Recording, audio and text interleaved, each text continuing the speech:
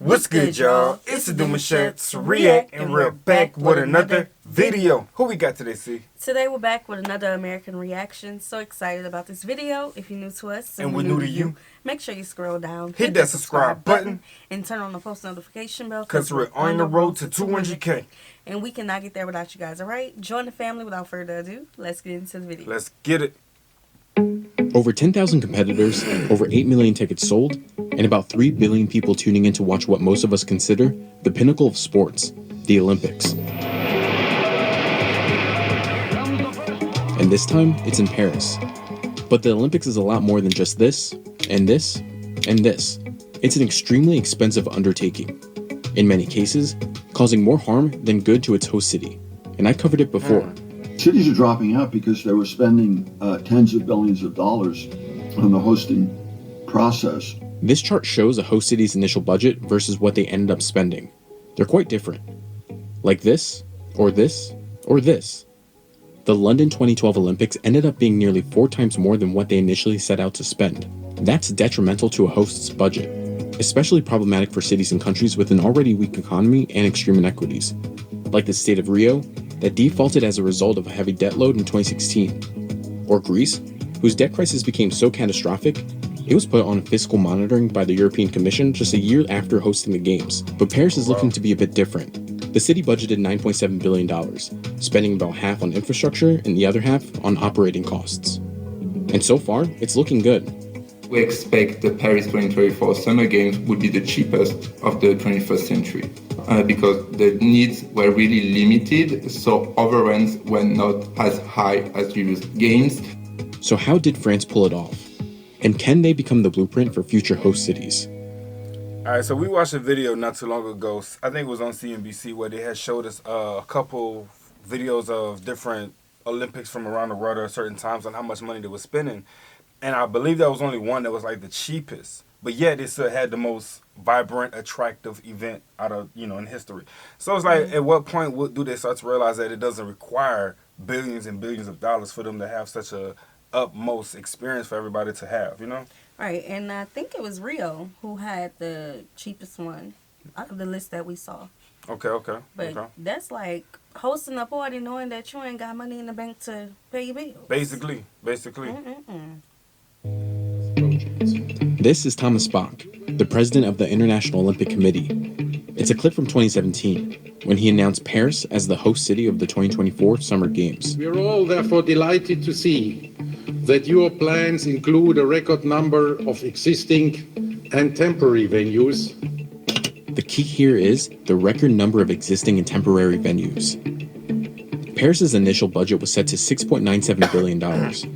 When it officially won in 2017, it revised its budget to $8.1 billion. The city ended up with $9.7 billion, still well below the past 5 Olympics. Olympic budgets are split into 2 parts: operating costs and infrastructure costs. Operating costs are typically the more manageable of the two. It's essentially the necessary cost to get the games up and running, like security, transportation, medical services, customs, immigration, and more. Paris was already strong in many of those areas. The IOC set an operating budget of $4.8 billion as a result. Infrastructure costs have always been a bit of a thorn in the side of host cities in the past. Prior cities have overspent by billions of dollars on construction of new venues, Olympic villages, and building new or expanding existing public infrastructure for the Games.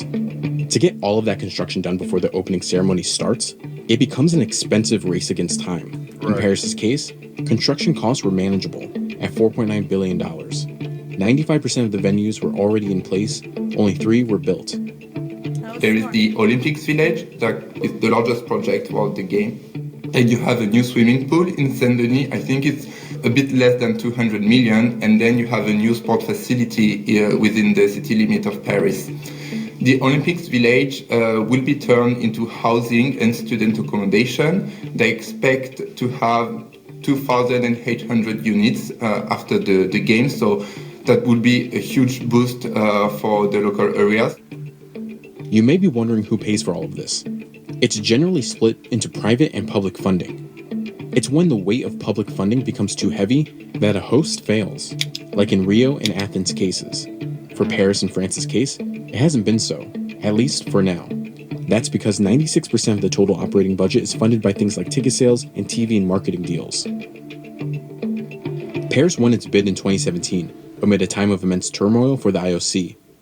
Up until then, every Olympics since the 1960s had run over its budget by an average of 172%. Rio is perhaps the most eye-popping example, at 352% over budget.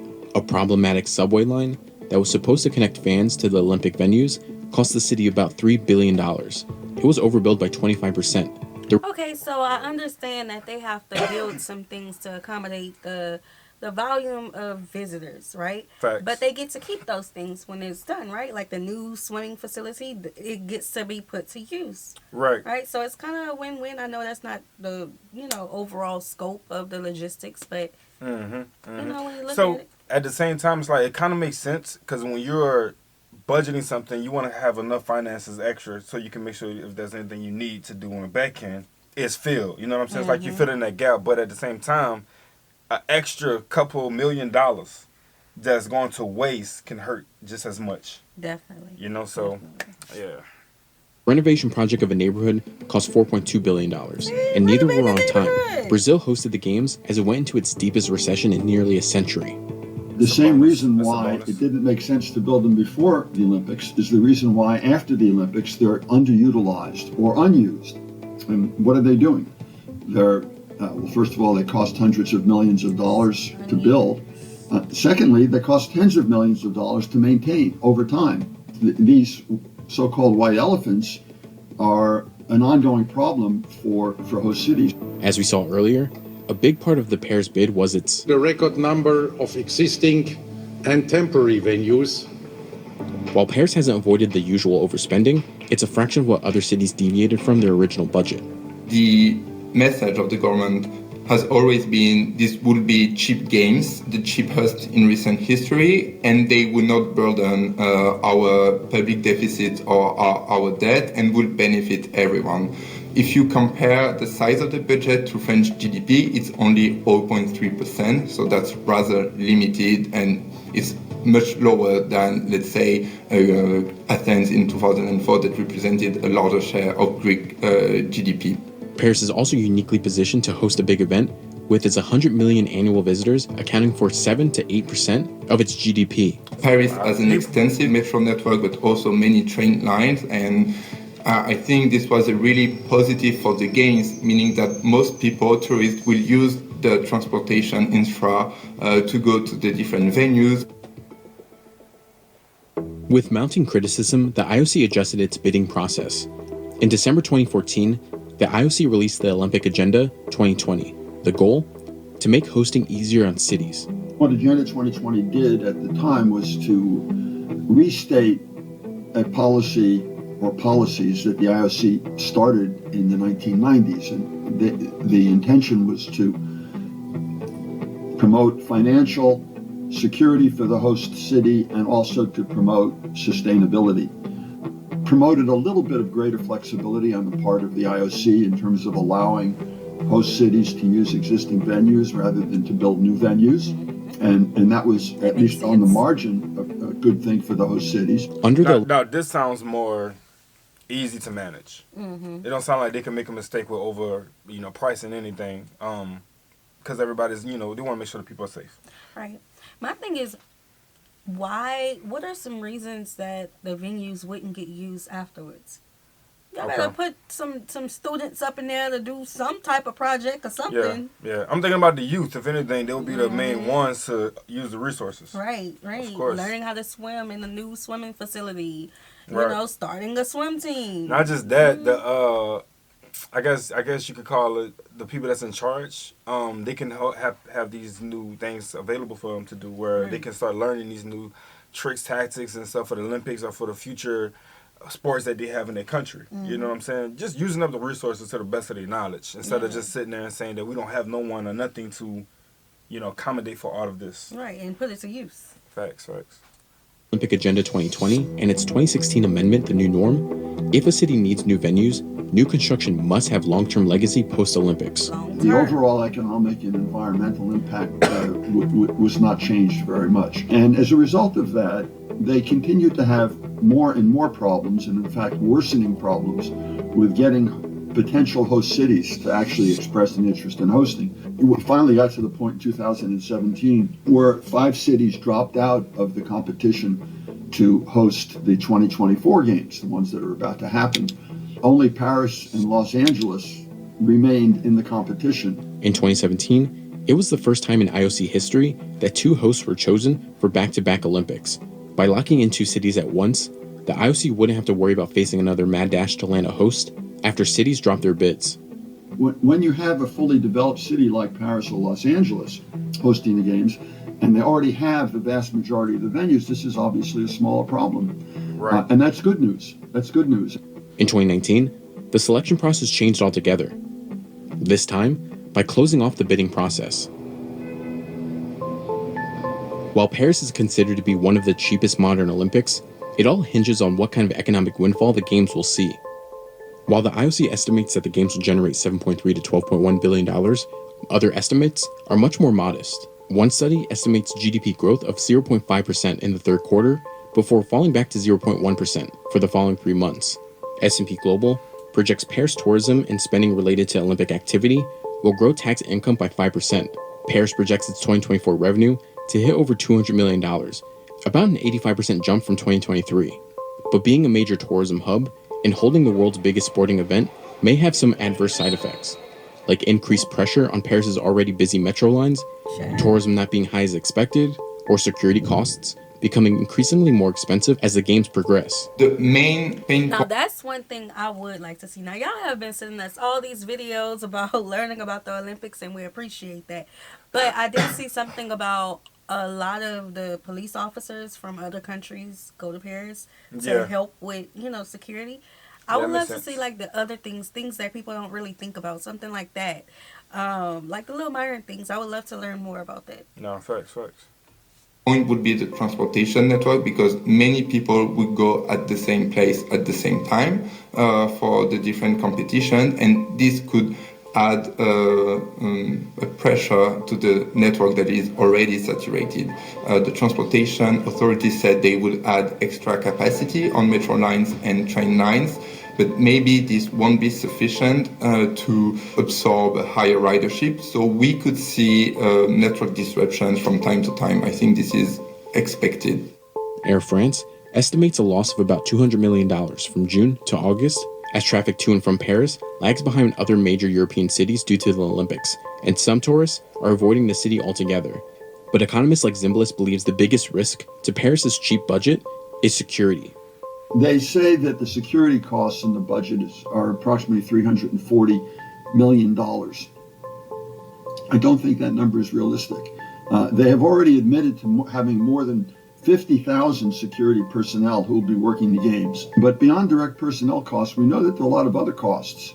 You're engaging heavy military equipment for the games. You're buying equipment to contest any drones that are being used by terrorists or other people. You're doing all sorts of things that go way beyond the security costs. And previous Olympic Games have been known to spend over $1 billion, up to $2 billion in security. So they're giving us a number of $350 million. And it's just not a realistic statement of what the security costs are. The Olympics have their host cities locked up until 2034. So far, each city's plan will get an insight into whether or not the new guidelines are sustainable. Paris and LA will follow similar blueprints with little to no building needed. Brisbane in 2032 will test how flexible the IOC's new recommendations truly are. Brisbane will have 11 new venues, with about half being permanent. Since the Olympic Agenda 2020 and the new norm plans were enacted, the bidding process might be more challenging for potential host cities trying to win the 2036 Games and beyond. Previous hosts used the Olympics to put their emerging cities on the world stage, showcasing large-scale infrastructure projects in the hopes of attracting tourism and commercial business. With decades of overspending from both emerging and established cities, the IOC may avoid picking a city that may need a lot of new infrastructure to host. And now that the bidding and selection process is done behind closed doors, bidders won't know who they're up against or even if their bids were seriously considered. Zimbalist believes that the solution for hosting the Olympics may not depend solely on whether or not a host city has the existing infrastructure or the capital to spend on large-scale projects. The real solution, he says, is one central location for the Olympics. So I think the logical longer-term solution is to have one permanent host for the Winter Games and the Summer Games. So it doesn't have to, we don't have to rebuild it every time, and the city would have more and more experience to be able to handle all of the very, very complicated operational and security issues that surround the Olympics. Now, that's not an easy thing to do overnight politically, but I think it's important to start discussing that. And maybe initially you have 2 or 3 cities that are in a rotation. That's the direction in which I think this whole process should be moving. Okay, of course, I'm new to the logistics of the Olympics, but I think it kind of add a little fun to where it's going to be hosted. You know, each country wants to host it. Right. I think they will have to go back to the beginning of why they decided to start touring it to begin with. Right. And then on top of that, I think it's such a big bonus that certain cities have infrastructures already built. Right. That way, because they're trying to reduce funds. They don't want to be spending all that money. But you got to think about it, since the beginning of the time when they first started doing the Olympics, they put as much money in there as possible because they wanted it to be the biggest thing that people can experience. Right. But as time unravels, it's like, yo, we got to start reducing this amount that we're pushing out.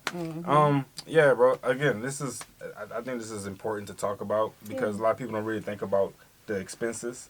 Now, here's something that I was thinking about. What about the people that's coming in? They're attracting all these tourists, they're having all this TV time, and they're getting a percentage of their money back from the people because the people are visiting. You know what I'm saying? And it's bringing a lot of more money into the community now. Yeah, tourism. Facts, yeah. Yeah.